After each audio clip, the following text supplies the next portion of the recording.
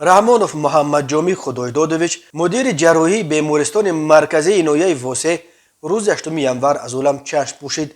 او همگی 51 سال داشت و تازه 2.5 ماه پیش 18 اکتبر سال 2021 مدیر بلوک جراحی تعیین شده بود. مراسم نماز جنازه جراح شناخته روز 9 ینور در زادگاهش در دهه جوانی جماعت به نام عبدی عوضوف نویه واسه دایر می شود. خبر درگذشت رحمانوف را در فیسبوک همکسبش آرش صمد نشر کرد. درباره علت مرگ جراح رقم 1 نویه واسه در چنین سن جوان چیزی گفته نشده است، ولی صدها نفر در زیر این خبر از دست دادن باز یک طبیب حاذق را خصوصا در مضافات تاجیکستان تلفات سنگین خوانده با طلب صبر جمیل به نزدیکان محمد جامی رحمانوف و آخرت آباد برای خود او دست به دعا برداشتند. رحمانوف محمد جامی خدایدادویچ 1 آگوست سال 1970 در دهه جوانی جماعت دیهات به نام عبدی عوضوف نویه واسه در خانواده کارگر به دنیا آمده.